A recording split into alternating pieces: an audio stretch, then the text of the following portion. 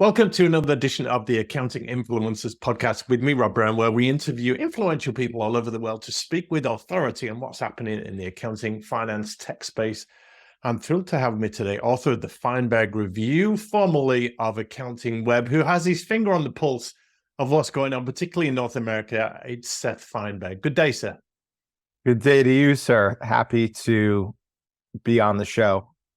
Seth, what gives you any authority and credibility in this space to speak about what's happening? Since you put it that way, I often ask myself the same question. And I think the simple answer is time. I've put a lot of time into the accounting space. I started, this point is creeping up on 22 years, where I spent my time as an editor, as a journalist for one of the top publications titles here in the US, Accounting Today. I was an editor there, covering tech and acquisitions and all manner of accounting activity from back then. And I stayed there, bounced around on and off there. I ended up writing for them even when I left. And some years later, I was hired on by UK, our parent company, Seth Media, who are owners and publishers of AccountingWEB in the UK. They had a US arm for many years. They needed an editor. They chose me, and I continued to stay immersed in the space, doing public speaking to firms regularly. And when we unfortunately had to close our doors the end of last summer, I had a decision to make. And that decision was, as Joe Strummer put it, should I stay, should I go? And I decided to read the tea leaves and stay. There were enough people in my ear that I know and trust that trust me over the years, that said we could use. And the thing that stuck with me was the theme that kept coming up was that you're one of the few independent voices that are out here. And I had to get my head around that. And so that's why I started the business that I did, Accountants Forward. Feinberg Review is really just my way of staying in touch with the profession and also just saying, hey, here's what I'm up to. I'll likely share this podcast when it comes out. I'll be like, hey, I spoke to Rob Brown. It's on the Accounting Influencers podcast. And so it's keeping up with me, but also keeping up with things that my thoughts on the news of the day and different articles that I continue to write for some others as well. Got that. And so that's what I think gives me the authority, is that I've put in the time. I've been speaking to, and it's, the accounting space is not inordinately large, even though comparatively, sure, we're talking individually about 1.2, 1.3 million individuals who go to work every day as a practicing accountant here in the States.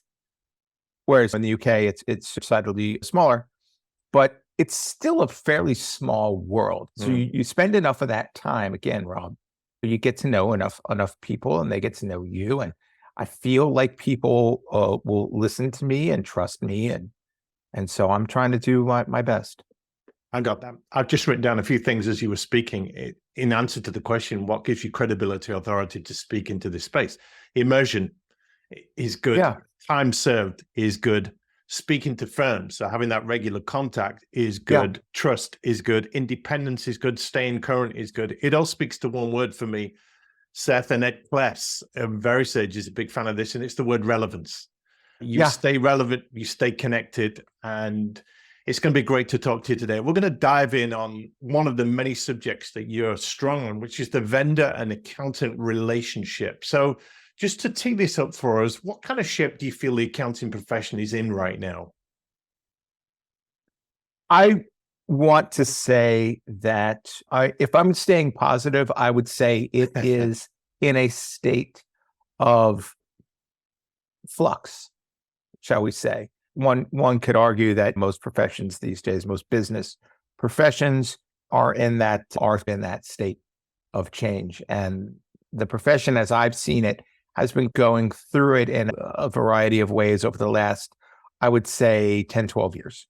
So how does that flux manifest from what you're seeing? So it's in two ways, Rob. It's in what the work is meaning the nature of accounting work, the work accountants do, while at its core hasn't changed, the nature of it has, and then based on business needs, based on client needs, and also how they work has changed dramatically, or is in flux. It's in that sort of state where they know they need to evolve past maybe what they came into the profession doing, what they were maybe taught in school about what accounting and being an accountant, I should say, being an accountant is versus what it was back then. So where things are going, I think, are definitely moving in a different direction. And I think they also have a lot of voices in their ears from a variety of places that aren't necessarily their own, telling them what to do. That speaks to the vendors a little bit, because we often ask the question. I think it speaks to them a lot, actually. Who has the ear of accountants? And back in the day, it used to be the regulatory bodies, the professional associations that would guide them. We had the era of the gurus and the experts that would be speaking, the mentors, the coaches, the experts in particular fields. But more and more, the vendors have a say. They have the ear of accountants. They certainly want to. And accountants, you say it's a small profession in a way, 1.3 million, but everyone wants a piece of them, don't they? They want to be selling to accountants, and they want to be selling through accountants to those business clients that they serve. So how much of a say do you feel the vendors have in getting the attention of accountants, Seth? They have quite a bit, and that's this sort of state of inflection that's going on right now, is that there was a time where, the tools that you used to do the job were minimal. And where to find it was pretty straightforward. You went to a store, you went to your local office supply shop, you found the software that you needed, or maybe you employed a service outside of you to maybe do payroll or do certain tax production things. But by and large, what you used was limited and installed on your servers or on your computer. With the advent of cloud and cloud technology, again, this is going back maybe about a dozen years or so, that sort of all changed because you had an increased competition and also availability. Just like anything, you go on, we don't think twice about when we want something or need something, just going on the internet, do a Google search and find what you need. But it can get very overwhelming for, particularly over here in the States, the nature of the DNA of the accounting practice is decidedly small. You are usually running your own practice where it's basically you and maybe like a taxpayer or a bookkeeper or someone that you hire part of the year to help you deal with your clients, or maybe you have a handful or so of staff, maybe a dozen or so, working with you to do all of these accounting related things for that's the majority of firms, Seth, isn't it? There's the big firms, exactly. The majority of them are these smaller firms. The vast majority, when we talk about those 1.3 million individuals, by and large, they work at these types of practices. Yeah. Sure, there's around the globe, you have the big names. We all know them. But that is not the majority of accountants. And a lot of those firms, too, are CPA firms. And CPAs only represent maybe about a rough third or so of who an accounting professional is. You have your enrolled agents who are just focused predominantly on tax. You have your professional accountants, bookkeepers who have their accounting degrees. They might not have outside accreditations or what have you, but they're still accounting professionals. They're still doing the good work. And in order to do that good work, the variety of tools has evolved. So vendors are very much in your life. And those relationships, as we're getting closer to that topic right now that we're talking about, it's strained because the amount of choices that are out there, which just like anything, the marketing has to become a bit louder. And accountants they're very focused in on what they need to do. And they consume an inordinate amount of content. to help them do the work that they do. And they listen to their colleagues a lot, and they'll listen to vendors to a degree. But the sheer amount of marketing, again, to get them to, again, go to sell through them or to get them as their core users, their core influencers, is, for lack of a better term, quite noisy and has been. And so to cut through all that noise, you have to really offer something of value. And a lot of that starts with quality content, which, again, just a very soft way of marketing what I'm doing these days, which is I want to sit on the side of the profession going, hey, we know you deserve better from the relationships that you have with the vendor community. And so I'm talking to the vendor community about this very fact, and I'm trying to work with them in a variety of ways to get that quality content to them so that relations are better. Because let's face it, they both need each other. What they don't need is a lot of the noise. So on the vendor side, they don't need the distrust. They need the accountants to trust them and to work with them on not only the use of the products that are there, but in the development of the products themselves.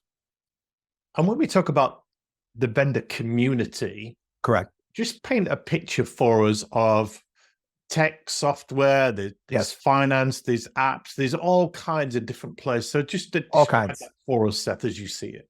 So really, it all plays to what I was talking about before, which is the very things that accountants do. So what do they do? If you're a tax professional, you need your tax software, you need your core tax software, and you probably need other things to go along with that to work within your practice. So there's two sets of tools, right? We're going to talk about the tech stack. The tech stack for your practice is things to help you run your firm, do your work, stay in touch with clients, keep on top of the work itself. And then there is the actual work. What are you doing? Are you doing tax prep? Are you doing payroll? Are you doing the books, the core accounting? Are you doing cash flow forecasting outside of that? And then you can layer, depending on the kinds of things you want to do. You want quality reports. You want to do some reporting. You want to have these sort of advisory types of conversations with your clients. Okay, you need the tools to be able to do that better and effectively and efficiently. So when you talk, so that's what I'm talking about with it. So with the vendor, so you have multiple creators of all of these things that accountants maybe at one time didn't do as much. And then also now that they are trying to, with this goal of efficiency, and that's what software helps you do. And obviously, we don't have to get too into the weeds, but our next level of automation is in AI. And this is just something that's a core ingredient in the next iteration of products that you use. All the aforementioned are going to have likely some AI component to them, because what is it? It's an automation tool at its core. It's going to automate processes. And obviously there's the potential for it to go even, deeper and wider. But right now, as we can see it, and in the very foreseeable future, that's what we're doing. We're talking about efficiency. We're talking about automation, and anyone who's out there helping you to do things better, faster, cleaner, make you look like the rock star accountant that you are, that's why they exist. And just like the accounting profession is made up of very big players, mid-tier players, smaller players, is the vendor community the same? There are some behemoths, aren't there? Multi-billion-dollar conglomerations, and there are startup techs and very agile small companies serving accountants that we might say are vendors. Yes, absolutely. Absolutely. Especially because we are on our mobile devices, we're on laptops, the physical things, the tools that we work on, everything's very app-centric. And those apps need to work as part of your tech stack. They need to work with core programs that you have. And so, you're going to have companies that are maybe currently earning maybe $1 million or so, or even less, but they're starting to disrupt the space or feed in to the space because they're doing something better, faster, cheaper, tick all those boxes. And then you have your behemoths. Look, I remember years ago talking about some of the behemoths. Intuit, perfect example. core technology, much like Sage over in the UK. Intuit here in North America really was ubiquitous with accounting. They were in tax, core tax, so they did some basic tax prep and tax work, and also core accounting through their QuickBooks product. And they were the big fish for a long time. And then they started noticing some of these, they're desktop primarily. And they started noticing some of these cloud startups or cloud-based companies where they designed their products solely to be used on a browser or even eventually mobile devices. And they were starting to see their lunch eaten.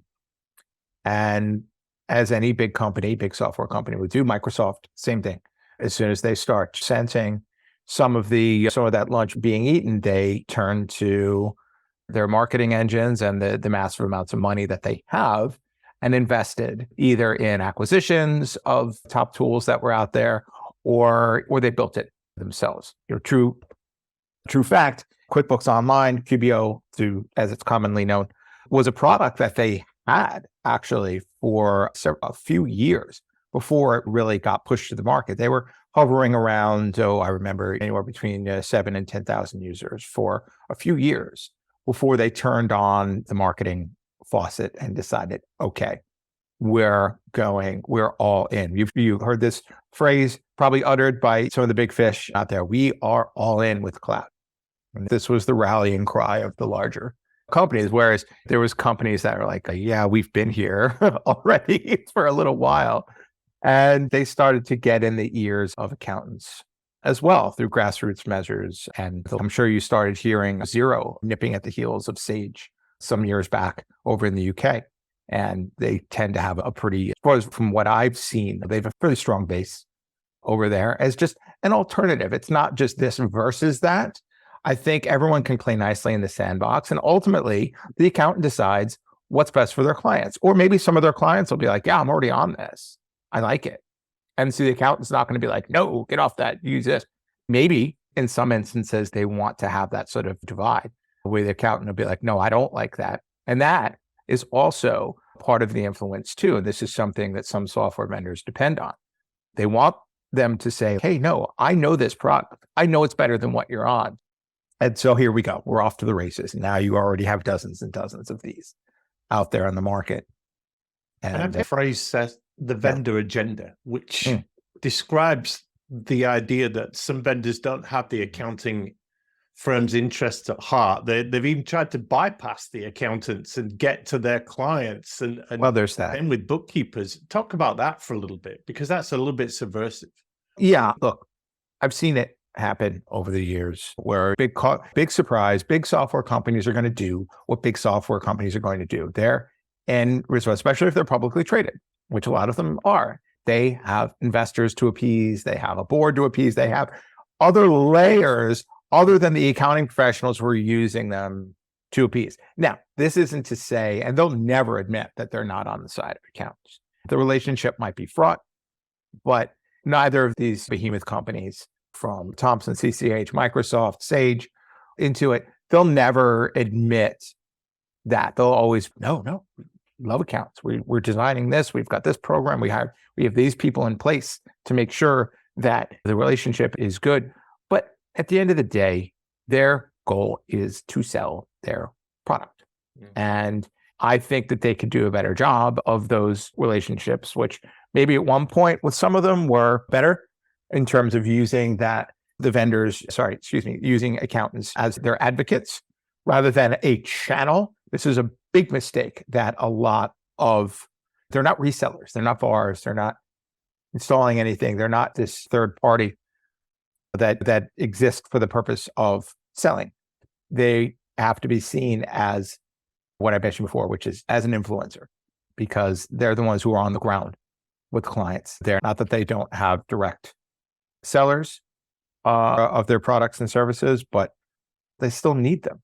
And if they continue down the path of continuing to push them away or give them a second thought, there is going to be some kind of reckoning. And I'm already seeing it happen in different ways. Again, not a huge market, but huge enough where vendors would do well not to ignore them completely. Mm. But at the end of the day, as I said, big software companies are going to do what big software companies are going to do. They're very good at selling. They're very persuasive. They have big budgets. Some of them, not quite Coca-Cola and Nike, but they can really get behind a message. And accountants must sometimes feel bombarded Oh, by the indeed. sheer amount of marketing material from these companies with bigger budgets. Indeed. Speaking of marketing too, having been to the UK enough and living over here, I've heard it commented on the marketing and messaging side of things, how in the US, we tend to be a bit more direct. They'll actually call out competitors. Yes. Over here versus in the UK, they wouldn't dream of that. They're like, "What? How do you get away with that?" Reserved in our advertising. Exactly. Still, you could still be influential, still be very, very direct, but without calling out the other. Whereas over here, it's pretty commonplace. But because they are so good at selling, they will often try to sell accountants a tech package or a product that doesn't really take into account the tech stack that accounting firm has currently, or how it integrates with what they've got right now. True. They've got sales targets, they've got goals to hit, and it's often regardless. Do you see some of that, Seth? Sure. And absolutely. And I know, again, all they can do is try to change that messaging to try to keep hold of the core few or the core several that they have in terms of, influencers, because there are so many alternatives to what they have now. It's very rare that you'll find, while there might be market dominance with particular brands or brand names, and they're doing this as the whole idea of the app store, the certified app store. That's a relatively new idea where you go through and it makes buying and using easy, doesn't it? You already know these are things that integrate or are supposed to work with this core technology that you already have.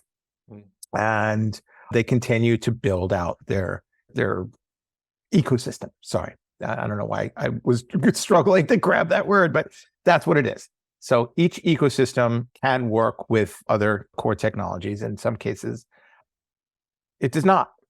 And depending on who you talk to, then you can start getting into the weeds of, okay, integration is just this loose word, which really means, yeah, it's designed to work with this, but you're going to have to get Zapier or Make or some kind of API in order to get them to talk to each other.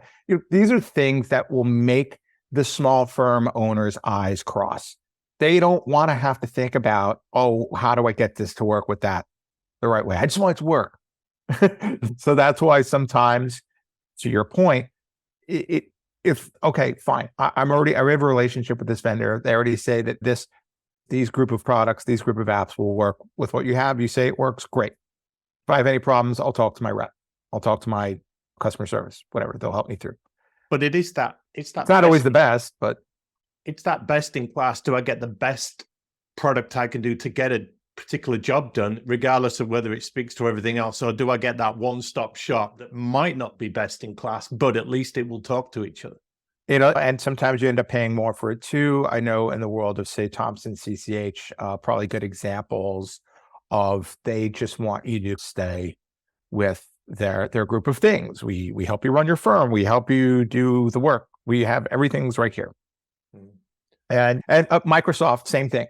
And everything is starting to get a little more closed off in these big brands world. I don't necessarily see Intuit doing that just yet, but I could see them being I could see them going down that route of getting a little bit more, just very on the low, a little more closed off, a little more, okay, use this. How could the vendors set it talking to each other? Serving the accounting profession in the round, if you like? That's a good question. Obviously, there is some, I don't know if it's in the UK, definitely over here, you have key people who will be it's somewhat incestuous, isn't it? It's not, again, not a huge market, but so you'll find some executive or someone who did time somewhere and will go over to a competitor or go over to somewhere else because of their skill set, who they are. So they'll learn some things. I think they could learn to talk to each other more. I know our AICPA over here and their marketing on CPA.com That's more of the product-facing arm of the AICPA. Every year they put on what's called the Executive Roundtable. Executive Roundtable has been going on for, I don't know. Yeah, I guess maybe a dozen years, something like that, close to it.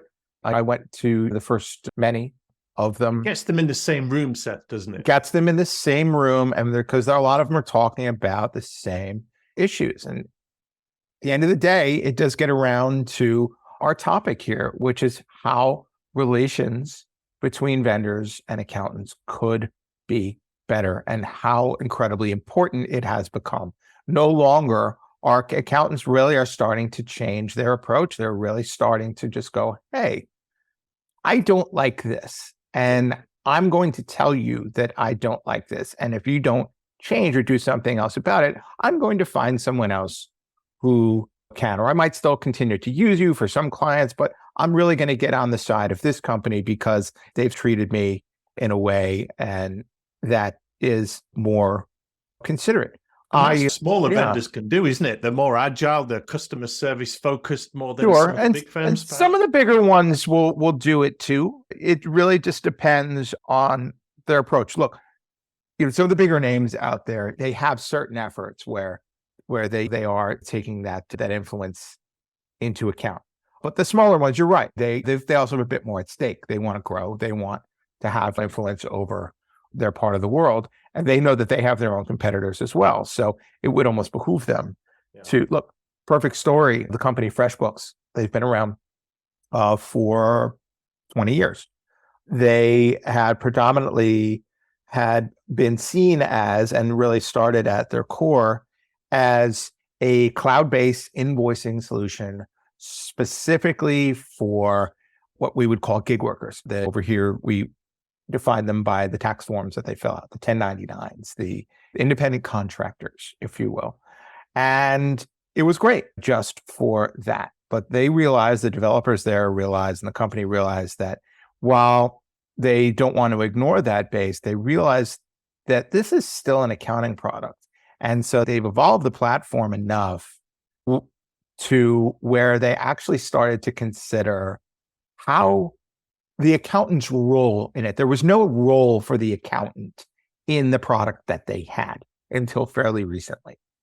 To say, okay, we're going to actually have something that you can work on simultaneously with this client of yours. And we're going to expand it enough to where you don't have to work with such small entities. You can actually work with a small business as long as that business is maybe service-based. Which is fine. That's a good sort of niche, I guess, to have because it's an evolving niche. A lot more of the businesses these days, entrepreneurs who are going into business for themselves, they are taking on this sort of service-based approach. So ultimately, you're going to need some kind of accounting solution for what you do. And that's just one example of how I've seen a company evolve. And sometimes it just takes hiring the right people too, that, have this vision to be like, no, wait a minute, we need accountants. We need them in the room. We need them helping us to evolve what we do. And others are out there too that are just, if we're calling out brand names, Carbon. I like what Carbon is doing. They are at their core, practice management solution that is coming to market or came to market without pushing their product. They'll actually go out and recommend other products, other competitors, when they sense that this is not right for you. And I've seen accounting firms do that too. If they're full upfront and honest and be like, hey, look, these are my prices. This is my approach to the market. This is how I do things. This is how our firm does things. I'm going to be honest with you and say, you are not a fit for us. Let me refer you to someone else. But Carbon leads with content, quality content, because they know, and education. They have tons of education going on. And the product sits there. The product, obviously, they've spent millions on developing a great product, or what they see as a great product, but they want the accountant to make that decision. It's a softer approach, but it's one that's getting some wheels to it, because this is how accountants want to be approached. And it all gets back to what I said at the beginning, Rob, which is trust. If you do not establish that trust, it's going to be very hard to get listened to. And the same, if you have that trust and you break it, you may never get it back again. Accountants have elephantine-like memories in that you can see a product 10 years ago, have something go wrong or go off in some way, and that accountant will remember that, oh yeah, we tried using that once. It wasn't really for us, but it was 10 years ago. It's a lot. That's like a whole lifetime into the life of a product, isn't it? It's easier now, Seth, for tech companies, software vendors to break into the market. Is there a lower barrier to entry now for them to get in the game, even with these big providers? I think so, because all you have to do is be genuine, really understand everything that I've been talking about for the last several minutes, and you would suggest that's more content-led than product-led, perhaps. Exactly. Start with content. Start with that conversation. Don't start with marketing the product itself. Back off a bit. Take an easier approach. Start with the problem that your product ultimately looks to solve, right? Mm-hmm. So get on the side of accountants. Listen to them. They have a lot to say.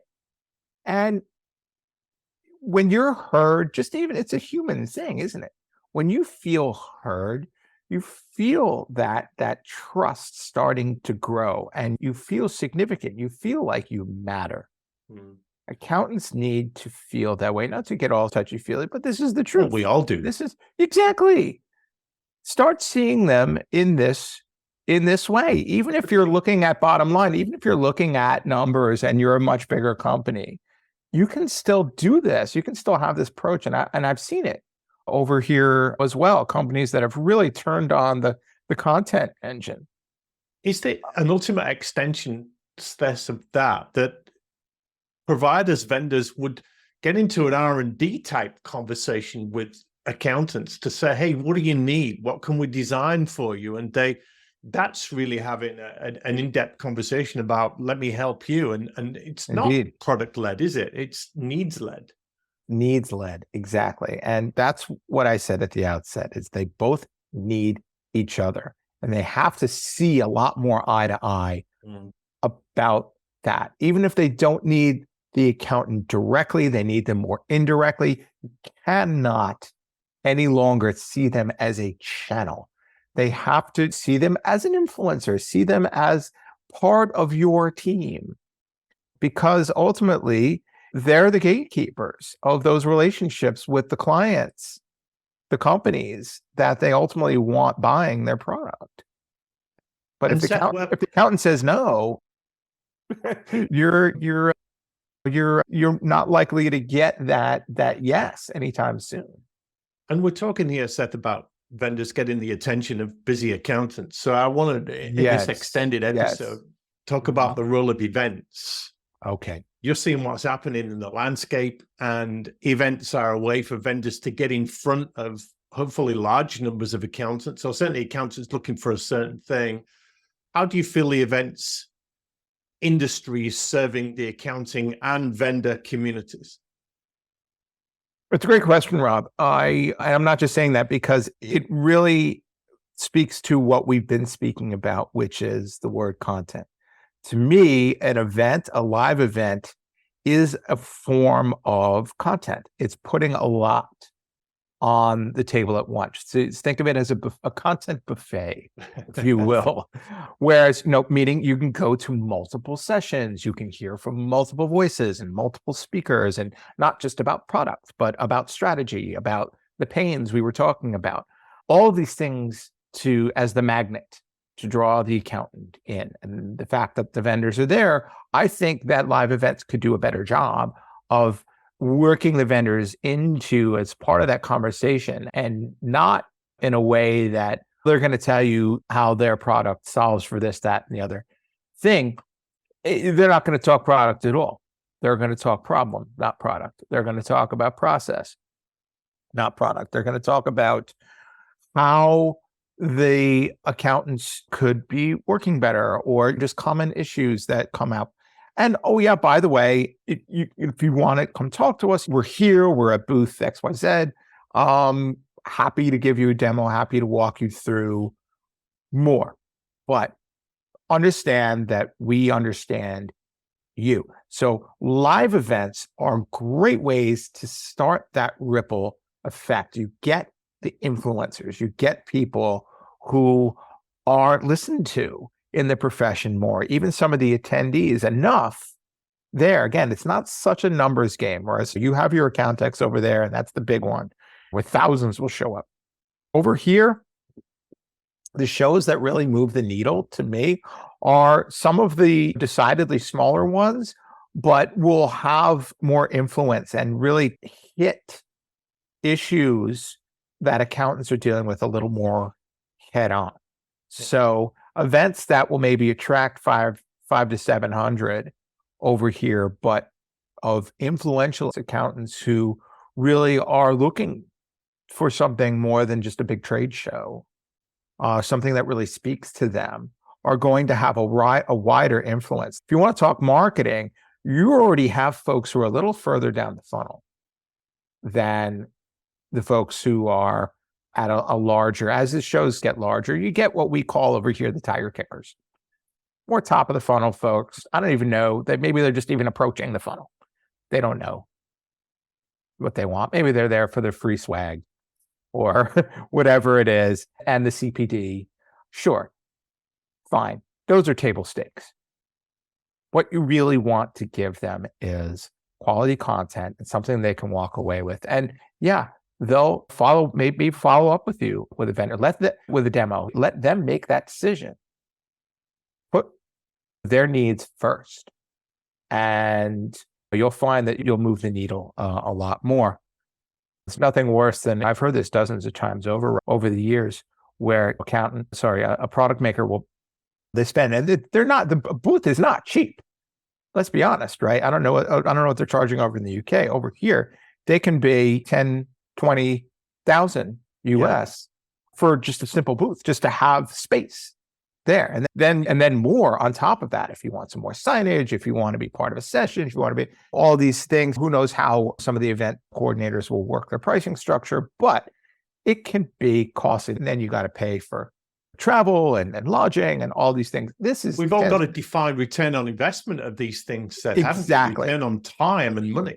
So vendors who often go to these larger trade shows, and sure, they'll get hundreds coming through and lots of foot traffic. What's the quality going to be like? Are you going to come out of there with maybe 40, 50 leads that are actually truly interested in what you're doing? But isn't there a bit of FOMO as well? I dare not be there because my competitors are on the same floor. And that's the rub, isn't it? If enough are going to a certain thing, you want that. Having been on the side of event creation, you want to create that FOMO. You want to create that we need to be here sort of feeling, but be there in a way that is meaningful, not just be there to be there. But yeah, there is that rub. Let's wrap this up a little bit, Seth, now. Yes. What do you feel is coming up over the next few years with the evolving of the vendor-accountant relationship? Let's nail that one and let's finish off with the future of events. So what's coming up with vendor-account relations is what I had started saying, is that if they don't improve, I think the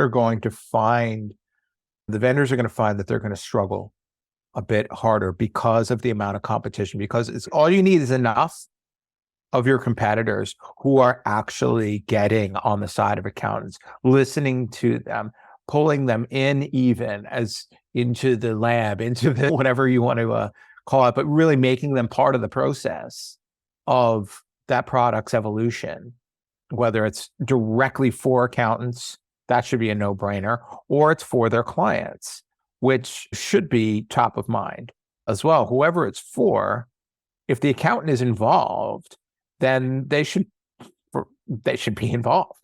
And so you're going to find that in short order that those are the ones who are going to struggle. Now, you might already be seeing it particularly among the larger vendors who might be able to weather some of that storm, but it's going to be tough for them. They're going to lose marketing people. They're going to lose market share.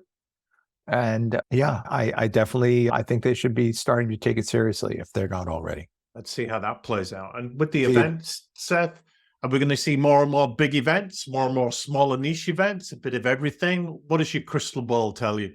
Smaller, for sure. Smaller, more meaningful, more targeted, more for certain groups. I think there is space for that. I think definitely over here, which is all that I can speak to, but North America really, I think, would value more of a multitude of these, I don't want to say niche, but just, let's face it, the reason why, and I recently wrote about this in an article, the reason why events do well and the reason why accountants are wanting to actually get out of their comfort zone and spend the time and the money to go to 1 or 2 events a year is for the other humans that are there. It's not the stuff. It's not the CPD. You can find out all you want on and get all that sorted online. You can do it from your office, from your home, wherever you are. But what you're not going to get is that quality human time. And in order for the profession itself to evolve, to at the same time learn about products, but also talk to other professionals just about even just deeply personal stuff, because they're all going through it. They are going to need these events, and you want it to be at least relatively intimate. There's that balance because live events are a business, so it has to earn enough. You have to get enough, vendor sponsorship and paid attendees to make it work. And having been a part of that balance and seeing that success, creating an event or events that do have that intimacy, but also the financial success, I think that they'll continue to work. And the vendors are going to see that, the event coordinators are going to see that, and more importantly, the accountants who attend them are going to see that. I don't think they need these very large, we've got a couple here in the States that are sizable, and I don't know that their value is going to continue as much. And if it is, they're going to have to listen to accountants and attendees on what it is that they want. Yeah, we'll see that play out as well. Seth Feinberg, that's been a wonderful insight into the accounting vendor relationship and the whole event space. There's so much going on. We really appreciate so much and your insights today.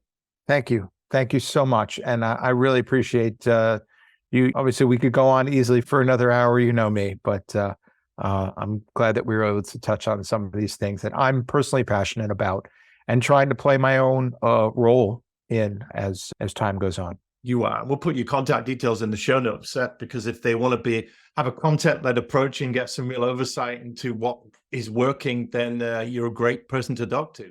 Thank you. Whatever I can do, I've set up shop to do just that, to help vendors to have that better relationship.